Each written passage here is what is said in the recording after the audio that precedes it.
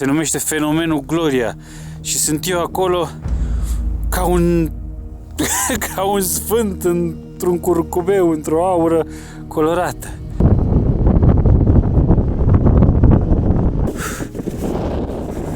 Am ajuns pe Buhăescu Mare. La sobă se usucă bocan și se gătește, se fac toate. Și dacă e joi, e timpul pentru un nou episod din Via Carpatica, magistrala frumoșilor noștri munți. Vă mulțumesc pentru share, like și subscribe. Vizionare plăcută! Oh, bună dimineața! O nouă zi ne găsește în pasul Șetrev, fix la granița între județele Bistrița, Năsăud și, stați un pic, aici este un Maramu. Pe noi ne așteaptă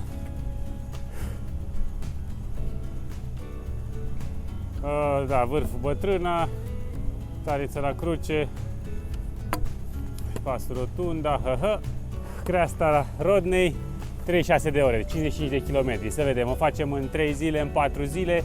Ideea este că cel puțin azi se anunță un pic de ploaie și mult vânt.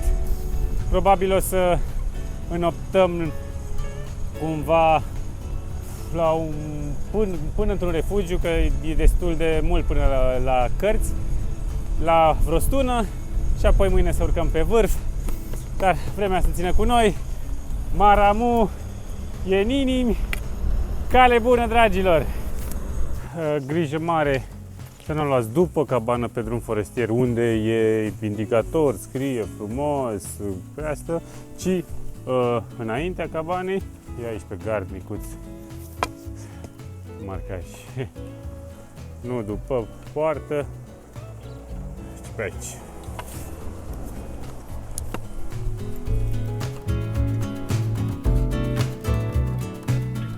A început să plouă ușor, dar vântul încă nu bate.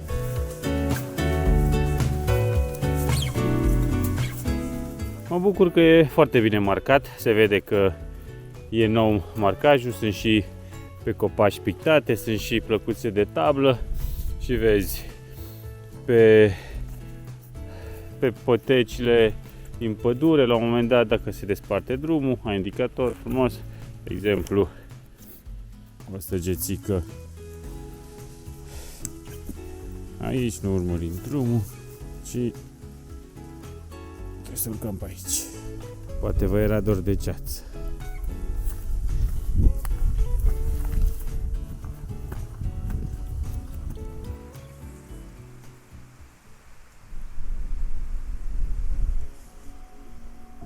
Am găsit un mic popas, e ora prânzului, așa că merge o gustărică.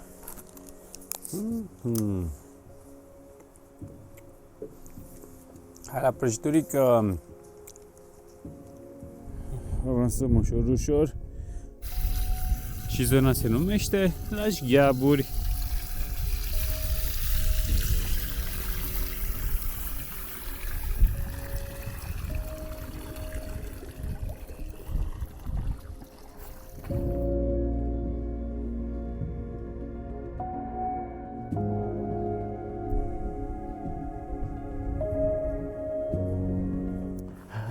Tocmai am văzut cu coșul de munte. Mă rog, Cheleami. Da, a zburat acolo, fâi. Ceață.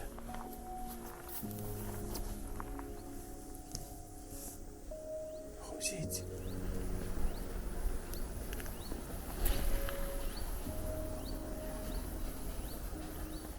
Cred că am dat de urme de ursache. Dragilor, am ajuns în Șaua Pietrii. Văzusem noi pe hartă că ar fi un adăpost. Am văzut ceva dărâmat. Aici e doar un mic loc de popas. La vreo, nu știu, 20 de minute, 1 kilometru jumate, am dat de o căsuță, probabil a pădurarului, foarte frumos, îngrijită, cu plită, cu lemne, pătuți, curat, ordonat.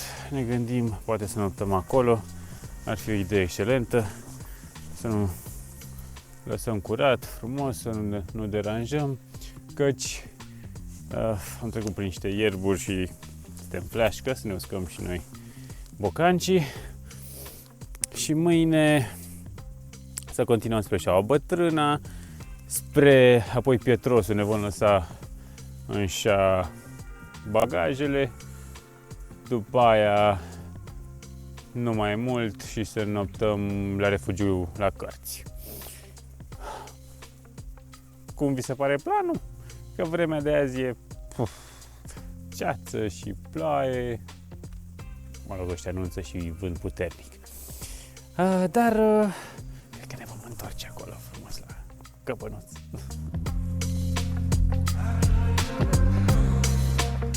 Arată bine, nu?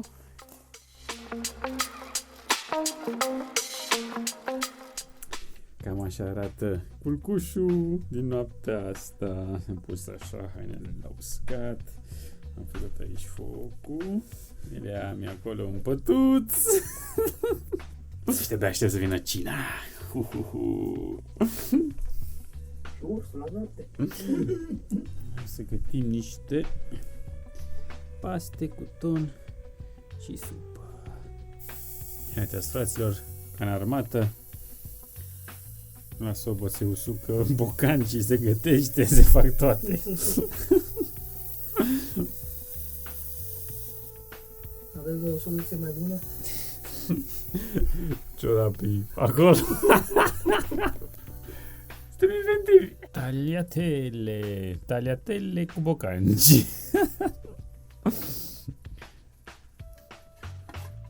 Poftă mare, fraților. Tagliatelle cu ton. Mai avem și niște supică. Asta viața.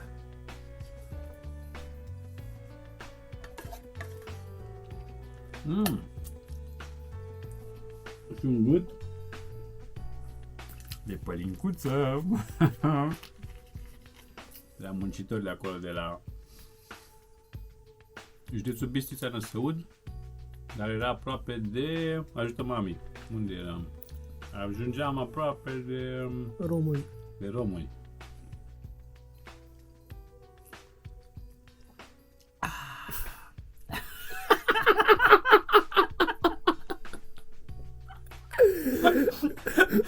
Bună!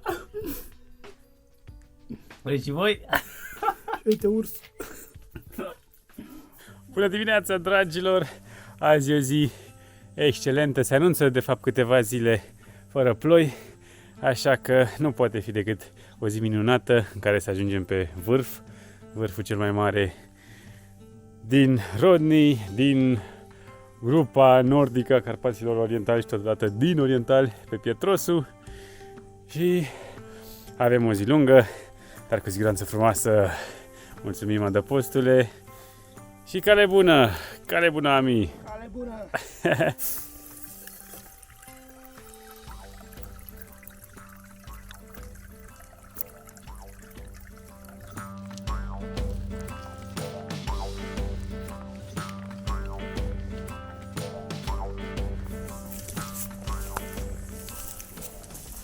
Nu mi-era dor de noroi deloc.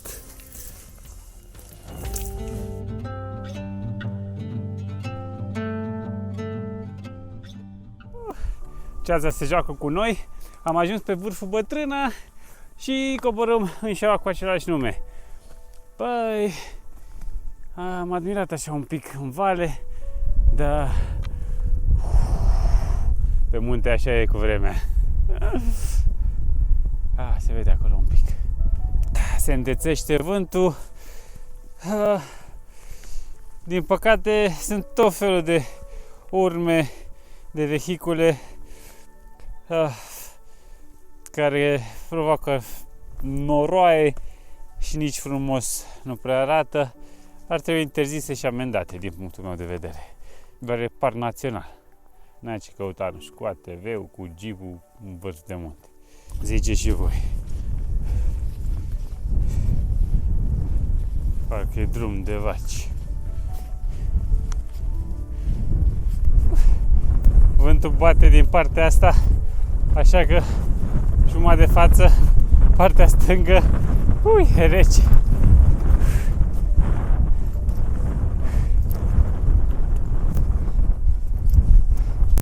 Așa e în gol alpin.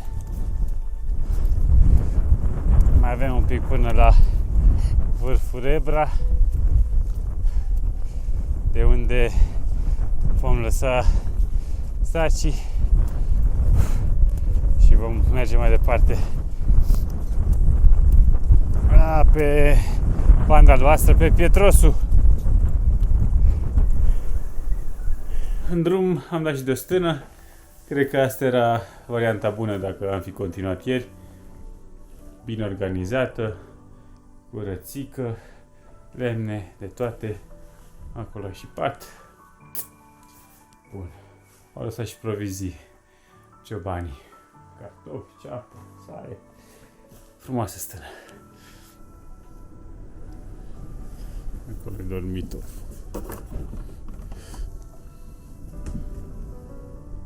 Ha-ha! S-a risipit ceața!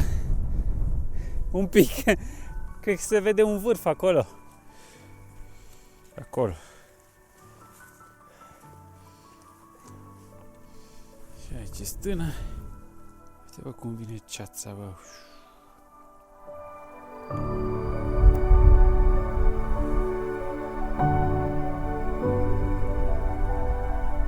Hai soare, nu fi timid.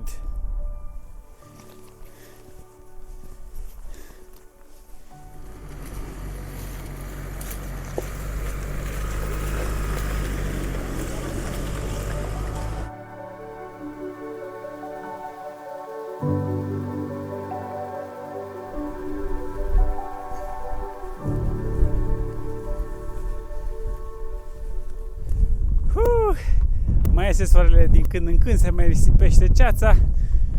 Am ajuns la Tarnița la Cruce, am mocolit până la urmă vârful Gropile și o să ne lăsăm aici rucsacurile și mergem spre Pietrosu. Suntem la 1710 și până pe la vreo 2300 mai avem de urcat. Gata, echipat, căciulă, mănuși, zburăm.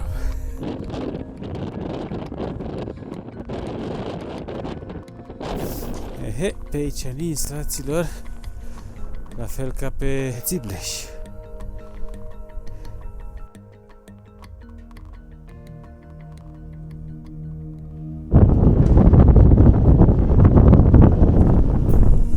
Am făcut ninja. Zăpadă, zăpadă, a venit iarna prin locurile astea. Și vânt.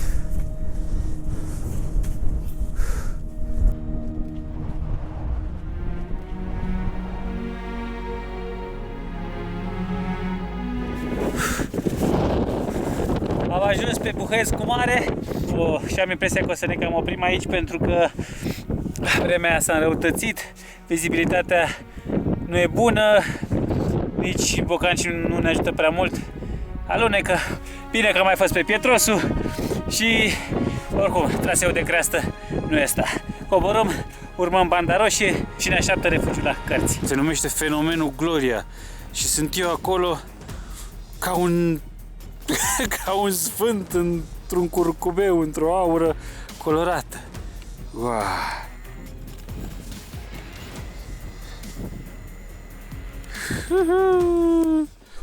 Ce zi lungă! Am plecat dimineața la 9. E ora 19. De 10 ore tot pe drum, pe creștere munților Rodnei, un parc național minunat și tot cu peripeții. Mi s-a dus bateria. Eram în drum spre Pietrosul Rodnei, dar am decis să nu mai continuăm pentru că vremea chiar era destul de urâtă și nu doar cu ceață și vânt puternic, dar zăpada ne-a dat înapoi. Am zis ok, Buhăiescu mare e de ajuns și am continuat pe bandă. Am ajuns la refugiu la Cărți, un refugiu foarte bine îngrijit, lângă izvor, totul e perfect. Și asta e o nouă zi în Rodney. Mai urmează, cred că vreo 2. Poftă mare și ne băgăm la căldurică. Ceau, ceau! Și cam așa arată refugiu. Sunt priciuri și sus și jos. Și nu degeaba îi spune refugiu la Cărți. Ia uitați ce avem aici. Cărți! Bună dimineața, bună dimineața. Am dormit bine, dar iar ne-a deranjat un șoricel. Ne-a și ros lângă mâncarea. Șoricelul. Ia unde a făcut, uite, ia uite. Ia uite ce Glorica a făcut șoricelul. A băgat nasul în paste.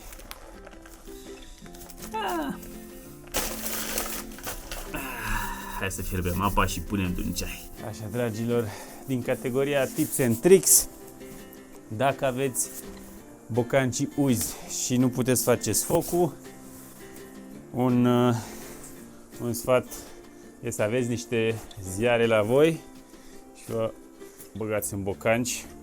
Ziarul absorbe de fiecare dată. De asemenea, ce am învățat împotriva bătăturilor și de asemenea a mirosului urât, să purtați 2 șosete, indiferent de anotimp, pe lângă șoseta normală, deasupra șoseta de lână și, credeți-mă, funcționează. Acum că e frig, e șoseta din aia mai groasă. Ahaha.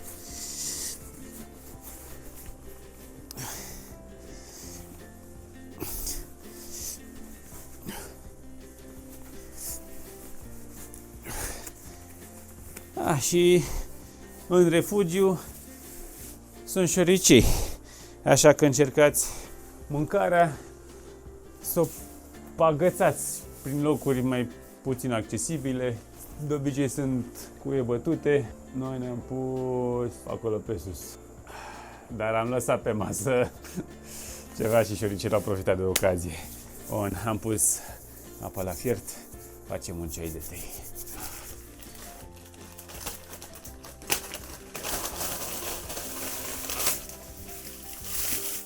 Îmi pun niște ceai de tei.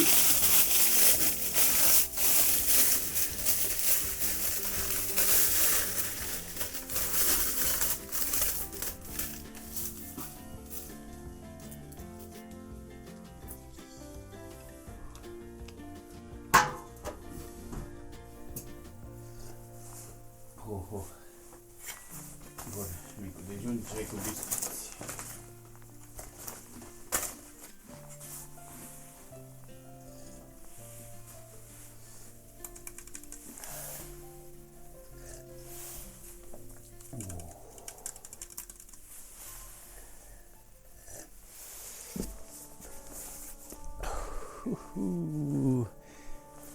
Bună dimineața! E jumătate iesenin, jumătate norat. Și e norat fix pe unde trebuie să mergem noi azi. Acolo e direcția spre Șaua Gârgălău.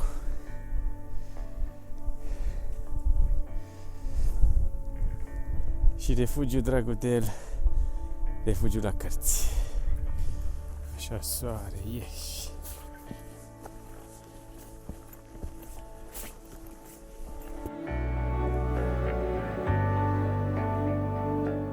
Oho, vom avea ceva de urcat.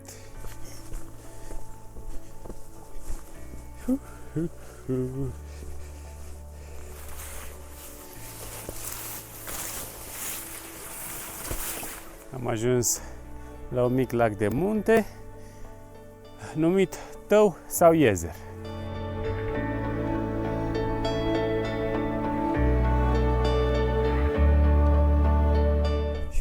Urmează să urcăm pe aici, pe aici, pe aici, pe aici, pe aici, pe aici. Și am impresia că unul din ele e vârful laptelui, poate ăla. Uite că nu suntem singuri nebuni. Salutare!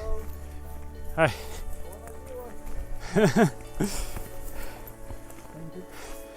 Welcome. Where are you from? Ukraine. Ukraine! Oh, welcome! Yeah. Hai!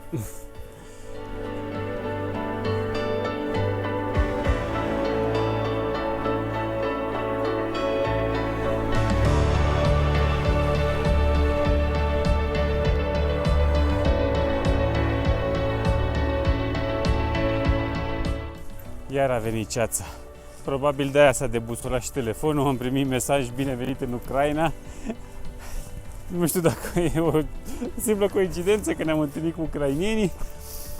Dar hey, mai e un pic până suntem în Maramureș. Și chiar dacă urmează Bucovina, chiar dacă și eu Bucovină și Carpații, băi, suntem în România. În frumoasa Românie. Hai soare, ieși, ieși. Știu că poți. Mai coborâm, mai ajungem într-o șa, ca să avem ce urca și tot așa. Hai, sus la munte, sus! Vârful Galați.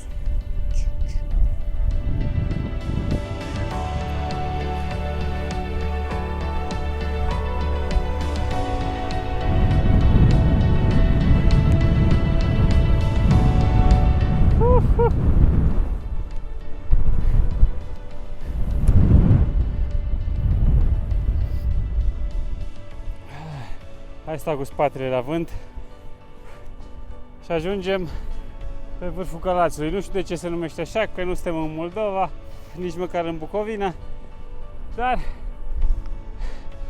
haideți, mai avem 10 metri.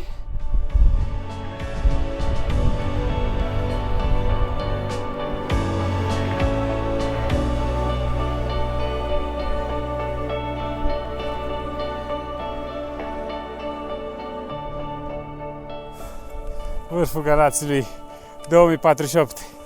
Uhu!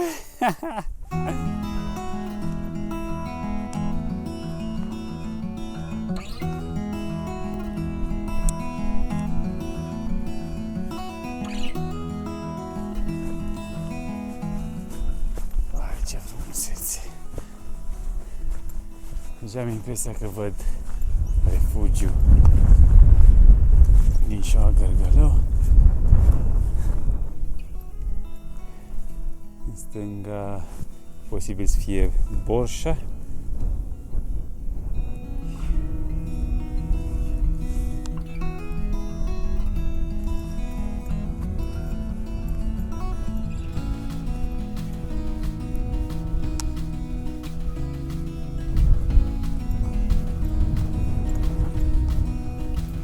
Ziua bună! Ia că nu suntem singuri. Care-i Galatul ăsta? Asta e Galațiu, da. Ăsta? Da. Acolo e vârful? Acolo se urcă așa ușor, ușor. Veniți de la Gărgălău, nu? Am venit la Gărgălău și am zis că eu într-o oră fac în Galați. Păi da, de ce nu? Păi da. E bate vântul acolo sus. Da, dar e fain. O să-mi trag. Dar de unde veniți? Mai dincolo, nu? Oh, am făcut toată creastea. Toată creasta? Da. Și de când v-ați pornit? Mă rog, eu am pornit mai bine de săptămână, de la Oași, Igniși, Gutâi, Țible și tot așa. Cât o ține vremea bună. Pe Pietrosul e de zăpadă, deci și pe Țible și la fel. Cei peste 2000 și un pic, da. Și ai fost și pe Petros? Până pe Buhescu Mare, că după aia vremea era mult prea rea. Bun, Bun, drumul cale bune. bună! Numai bine!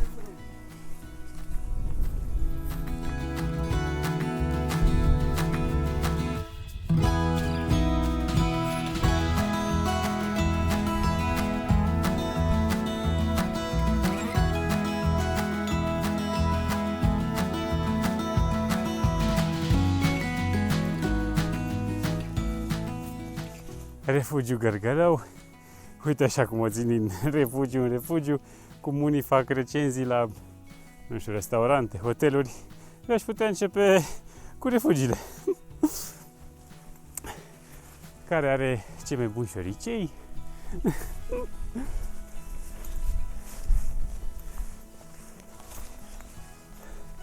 Dar e construit în același stil ca cel de dinainte, refugiul la cărți. Și cam așa arată. Curățel.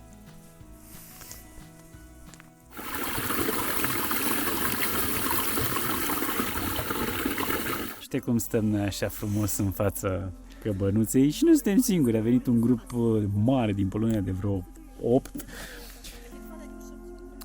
Dar i-am speriat că sunt șoricei la refugiu, mă rog, le-am spus adevărul și au decis să doarmă la coartă. Așa că tot al nostru să fie refugiu. Cum e, Ami?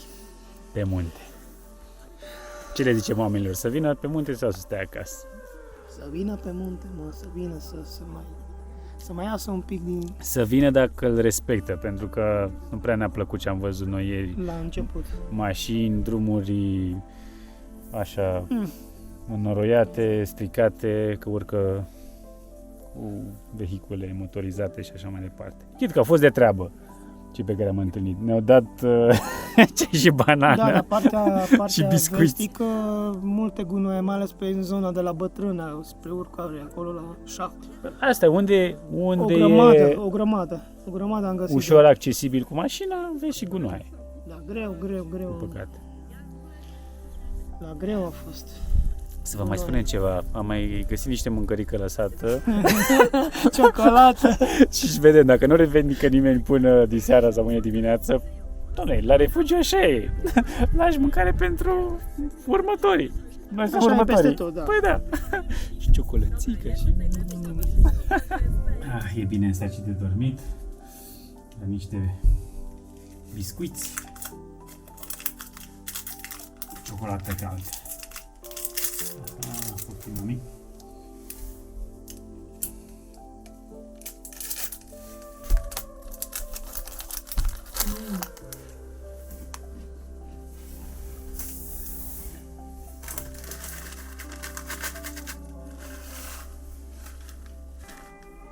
E călduț.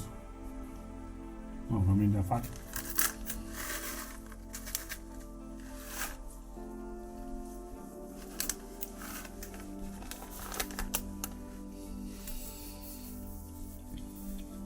Așa că, dragilor, să știți că se doarme bine aici la refugiu.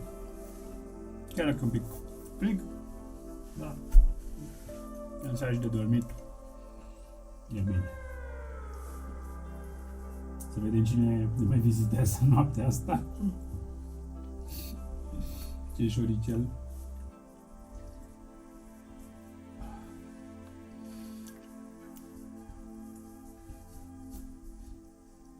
Hai, noapte bună, că mâine ne așteaptă o zi lungă. Urcăm la prima oră vârful Gărgălău, ajungem la Ineu și vedem, rămânem acolo sau de mai departe. Noapte bună!